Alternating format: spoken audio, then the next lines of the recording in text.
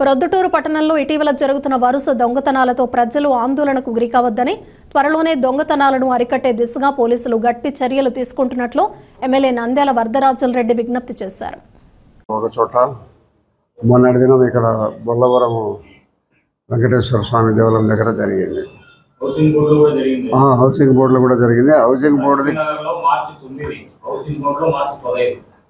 Housing బోర్డులోది trace అయింది, 20 అయింది. ఇంకా ఈ లక్ష్మీనగర్ దాని గురించి ఒక వారం రోజుల్లో అది కూడా ఐడెంటిఫై అవుతుందని చెప్పినారు పోలీసు వాళ్ళు. కాబట్టి నిన్నటి జరిగిన పెద్ద దొంగతనము దండిగా దాదాపు సుమారు ₹1 కోటి నష్టం జరిగినట్టుంది.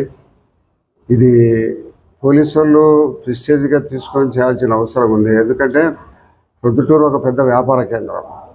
దొంగతనాలు జరగడం అనేది ఏదో మోసాలు గీసాలు చేసినాడు, వాడు మోసం చేసినాడు, ఇవన్నీ నిరంతరం అప్పుడప్పుడు జరుగుతుంటాయి తప్పక దొంగతనాలు అనేది ఈ మధ్యకాలంలో 10-15 సంవత్సరాల్లో చిల్లర దొంగతనాలు తప్పక పెద్ద ఇళ్లలో వాకిళ్ళు పగలగొట్టి ఏదో కన్నాలు వేసి చేసిన దొంగతనాలు ఒక 10-15 సంవత్సరాలు ఇటువంటి జరగలేదు ప్రొద్దుటూరులో.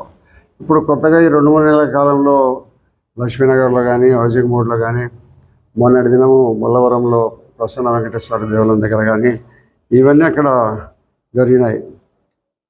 లక్ష్మీనగర్లో వల్లంకొండ సత్యం, ఇక్కడ బొల్లవరంలో యనమల శేఖర్ రెడ్డి ఇంట్లో గత ఒక వారం కిందటి పెళ్లి జరిగినాయి. పెళ్లి జరిగి వాళ్ళందరూ అత్తగారింటికి పోయే సందర్భంలో వాకింగ్ లేచిపోయినారు. వాకింగ్ లేచిపోయింది బాగా గమనించినట్టున్నారు దొంగలు. అదే కాకుండా అక్కడ ఉండబడిన 4 ఇళ్లకు బీగాలు ఉండడం చూసి 4 ఇళ్ళు వాకిళ్ళు పగలగొట్టినారు. బీగాలు తీసుకొని లోపలికి పోయినారు. ఒక ఎస్ఐ ఇళ్ళు కూడా పోయినారు. అయితే మిగతా 4 ఇళ్లలో ఏం పెద్ద దొరికిందో లేదో మరి దీంట్లో మటుకు వాళ్ళకు పంట పండినంత ఊహించని విధంగా ఇళ్ళకు అక్కడ ఆస్తి దొరికింది. బంగారు కానీ, బట్టలు కానీ, వెండి కానీ, డబ్బు కానీ బాగా భారీ ఎత్తున అక్కడ దొరకడం జరిగింది. కాబట్టి పోలీసు వాళ్ళు దీన్ని ప్రిస్టేజ్గా తీసుకొని చేస్తామని చెప్పినారు. ఎస్పీ గారితో కూడా ఇప్పటికే 2 సార్లు నేను మాట్లాడాను. కడప నుంచి కూడా కొన్ని టీమ్స్ ఫామ్ చేసినారు, పొద్దుటూరు నుంచి కొన్ని టీమ్స్ ఫామ్ చేసినారు. త్వరలోనే పట్టుకుంటామని చెప్తున్నారు పోలీసులు. ఇప్పటికే ఈ దొంగలను పట్టుకునే విషయంలో అన్ని ప్రాంతాలలో వాళ్ళు ఎక్కడ అనుమానాస్పదంగా ఉండబడిందో అక్కడంతా పోయి చేయడం జరుగుతుంది. కాబట్టి ఇది పెద్దగా దండిగా డబ్బు బంగారమైన సందర్భంగా పొద్దుటూరు ప్రజలందరూ ఒక రకమైన ఆందోళనకు గురవుతున్నారు. ఎన్నడూ లేని విధంగా పొద్దుటూరులో దొంగతనాలు జరిగినాయి. మా పరిస్థితి ఏంటి, మాకెటువంటి పరిస్థితి ఉంది, మాకేం రక్షణ ఉండదనే వాళ్ళు కానీ, మా ఆస్తిపాస్తులకు మాన ప్రాణాలకు భంగం వాటిల్లే పరిస్థితి వచ్చిందనే ఉద్దేశంతో పొద్దుటూరు పబ్లిక్ అంతా కూడా కొద్దిగా ఆందోళనకు గురవుతున్నారు. కాబట్టి నేను పోలీసులను గట్టిగా హెచ్చరికలు చేయడం జరిగింది. ఎస్పీ గారు కూడా దీన్ని తప్పనిసరిగా మేము రికవరీ చేసి ట్రేస్ అవుట్ చేస్తామని చెప్తున్నాడు. కాబట్టి తొందరలోనే దీన్ని ట్రేస్ అవుట్ చేసి పోలీసులు బాగా పనిచేసినారనే పరిస్థితి కల్పిస్తానని నేను ఎస్పీ గారి దగ్గర ఒక భరోసా తీసుకున్నాను. తప్పకుండా దీన్ని ట్రేస్ అవుట్ చేస్తాము. పొద్దుటూరు ప్రజలందరూ కూడా ఎక్కడ దీన్ని ఆందోళన చెందాల్సిన అవసరం లేదు. కానీ పోలీసులు చాలాసార్లు మీరు పోయేటప్పుడు మాకు వాడిని ఇంటికి బీగాలు వేసిపోయే సందర్భంలో పోలీస్ స్టేషన్లకు తెలియజేయమని చెప్పడం కూడా జరుగుతుంది. కానీ ఎవరు కూడా ఏదో పోతున్నారు, వస్తున్నారు, 2 రోజులు 3 రోజులు పోయి వచ్చినా కూడా ఎక్కడ ఏమీ జరగకపోయినప్పుడు ప్రజలు కూడా అప్రమత్తతగా ఉండడం లే. వారి ప్రాంతాలలో మరీ ప్రత్యేకంగా ఇక్కడ వెంకటేశ్వర స్వామి దగ్గర అయితే ఆ 4 ఇళ్ళు 3 ఇళ్ళు 4 ఇళ్ళు ఉన్నాయి. అక్కడ అంతా మిగతా అంతా ఎవరు చుట్టుపక్కల కూడా ఎవరు లేరు. కాబట్టి అంత నిర్జన ప్రదేశంలో ఉండబడిన వాళ్ళందరూ కూడా పోలీసుకు ఇంటిమేట్ చేసింటే బాగుండేదేమో అనిపిస్తుంది.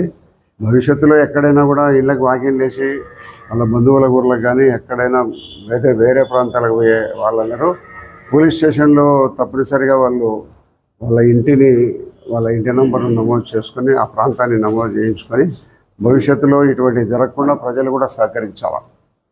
పోలీసులు మనం దాదాపు 2 లక్షలకు పైబడిన జనాభా మనకు ఉన్నాం. ఇక్కడ దాదాపు 38,000 ఇళ్ళు 40,000 ఇళ్ళు పొద్దుటూరులో ఉన్నాయి. ఈ 40,000 ఇళ్లలో ఉండబడిన దాంట్లో మనకు పోలీసులు ఉండబడిన సంఖ్య కొంచెం తక్కువే అని చెప్పొచ్చు. మన పొద్దుటూరికి కావాల్సినంత పోలీసు సంఖ్య లేరు.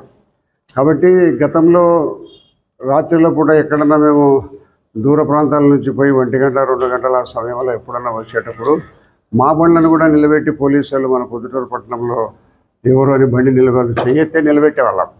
మమ్మల్ని చూస్తే పొమ్మనేవాళ్ళు. అట్లా తనిఖీలు చేస్తూ ఉన్నారు, బీట్లు తిరుగుతూ ఉన్నారు. ఆ బీట్లు తిరిగి పలానా చోటికి పోయి అక్కడ వాళ్ళని కలిసి వాళ్ళు బీట్లు తిరుగుతారు. తెల్లవారుతలు బీట్ చేసే పరిస్థితులు ఉంటున్నాయి. ఇప్పుడు ఆ బీట్ తిరగడం అనేది తగ్గిపోయినట్టు కనపడుతుంది. రాత్రిళ్ళ పూటంతా వాళ్ళు కూడా పెద్ద శ్రద్ధగా మన బాధ్యతలు సక్రమంగా నైట్ డ్యూటీస్ మరి వేస్తున్నారా లేదా నాకు తెలియదు, కానీ వారందరూ కూడా సక్రమంగా నిర్వర్తించలేరు. కాబట్టి ఇది నేను ఈ పొద్దుటూరులో ఉండబడిన పోలీసులతో అందరితో కూడా మాట్లాడాను. అన్ని స్టేషన్ల నుంచి కొత్త టీమ్స్ ఫామ్ అయినాయి. త్వరలోనే మేము పట్టుకుంటామని కూడా చెప్తున్నారు. కాబట్టి ప్రొద్దుటూరు ప్రజలు మళ్ళా ఇటువంటివి జరుగుతాయని ఆందోళన చెందాల్సిన అవసరం లేదని, తప్పకుండా వీటిని ఎప్పుడైతే ఈ పోయిన వాటన్నిటిని కూడా వాళ్ళ దగ్గర నుంచి రికవరీ చేసి పోయిన దాంట్లో అందరికీ తప్పనిసరిగా ఇప్పిస్తాం. కాబట్టి ప్రొద్దుటూరు ప్రజలందరూ ఏదో జరిగిపోతుందని కొంతమంది వాళ్ళు మాట్లాడుకుంటుంటారు. అది కరెక్ట్ కాదు. ఏదో అనుకోకుండా కొన్ని జరుగుతుంటాయి, దాంతోనే అంతా జరిగిపోతుందని ఎవరు ఆందోళన చెందాల్సినంత అవసరం లే. కాబట్టి తప్పనిసరిగా పోలీస్ అధికారులను అప్రమత్తం చేసినాం. కాబట్టి వాళ్ళు తప్పనిసరిగా ఎస్పీతో కూడా నేను మాట్లాడడం జరిగింది.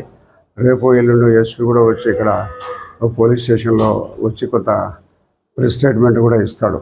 కాబట్టి ఈ దొంగతనాలు జరిగిన వాళ్ళందరూ జరిగినాయని పొద్దుటూరులో అందరూ ఆందోళన చెందాల్సిన అవసరం అయితే లేదు. ప్రజలు కూడా అప్రమత్తంగా ఉండి పోలీసులకు ఎప్పటికప్పుడు సమాచారం అందిస్తూ ఉంటే భవిష్యత్తులో ఇటువంటి లేకుండా అరికడదాము. నేను మళ్ళీ కూడా ఇది అయిపోయిన తర్వాత కూడా పోలీసులతో నైట్ డ్యూటీస్ తిరగమని చెప్తాము. ఎవరైతే ఇళ్లకు బీగం వేసిపోతున్నారో ఆ ప్రాంతాల్లో పర్యటించమని కూడా చెప్తాము. తప్పనిసరిగా ప్రొద్దుటూరు ప్రజలు ఆందోళన చెందాల్సిన అవసరం లేకుండా తప్పకుండా రికవరీ చేసి వాళ్ళ సొమ్ము వాళ్ళకు తిరిగి ఇప్పిస్తాం.